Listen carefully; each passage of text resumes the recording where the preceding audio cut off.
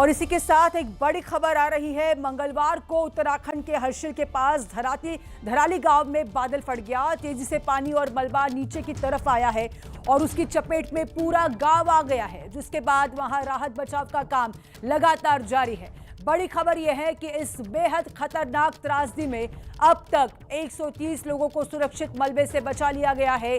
सेना, आईटीबीपी और एनडीआरएफ और साथ ही में एसडीआरएफ की टीमें इस बचाव अभियान में पूरी मुस्तैदी से जुट गई है। हालांकि अभी भी वहां कई लोगों के फंसे होने की आशंका है, इसलिए रेस्क्यू ऑपरेशन तेज गति से चल रहा है ताकि फंसे हुए लोगों को जल्द से जल्द बाहर निकाला जा सके। अभी भी वहां बारिश नहीं हो रही, लेकिन मौसम विभाग ने भारी बारिश का रेड अलर्ट जारी कर दिया है।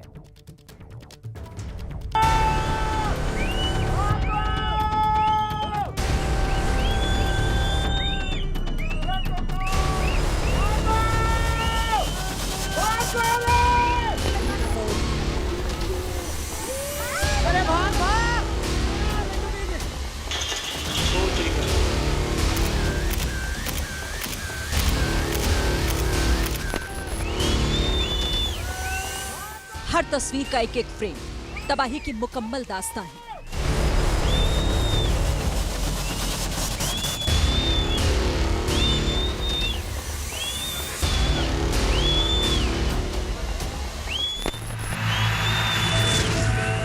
पहाड़ के सीने पर आसमान से उतरी तबाही अपने साथ कितनों को बहा ले गई, कितने घरों को फना कर गई और कौन मलबे में दफन हो गया, अभी कुछ पता नहीं।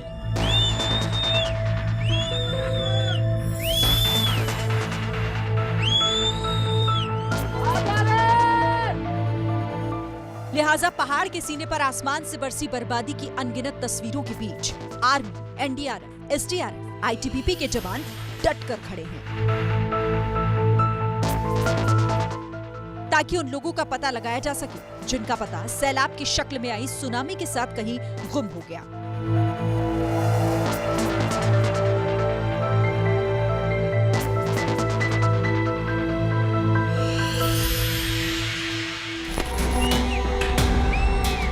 उत्तरकाशी के धराली गांव में मुसीबत का सैलाब आया तो महज 10 मिनट के अंदर हर्षिल कैंप में तैनात सेना के करीब 100 जवान धराली पहुंच गए। करीब 2 हिस्सों में बंट चुका धराली गांव, जहां आफत के गुजरने के बाद सिर्फ मलबे के ढेर जमा है, वहां जिंदगी की तलाश शुरू हुई। एक युवक जो मलबे में फंसा हुआ था, उसे सेना के जवानों ने बाहर निकाला और अब तक मिली जानकारी के मुताबिक सेना के जवानों ने 20 लोगों को सुरक्षित बाहर निकाल लिया। मुश्किल हालातों के बावजूद भी तकरीबन अभी तक 20 लोगों को रेस्क्यू कर लिया गया है और ये कोशिश है कि जितने लोग वहाँ पे अभी मिसिंग हैं या नहीं मिल पा रहे हैं उनको सेफली जल्दी से जल्दी रेस्क्यू कर लिया जाए। सारे आईपेक्स ब्रिगेड के सीनियर अधिकारी वहाँ पहुँच चुके हैं और रेस्क्यू एंड रिलीफ ऑपरेशन को पर्सनली मॉनिटर कर रहे हैं। धराली में युद्ध स्तर पर रेस्क्यू ऑपरेशन चलाया जा रहा है। एसडीआरएफ की कई टीमें धराली में मौजूद हैं। वहीं आईटीबीपी और एनडीआरएफ की 3 टुकड़ियां भेजी गई हैं, जबकि 4 हेलीकॉप्टर को स्टैंड बाय मोड पर रखा गया है। इनमें से 2 हेलीकॉप्टर सहारनपुर और 2 चंडीगढ़ में हैं।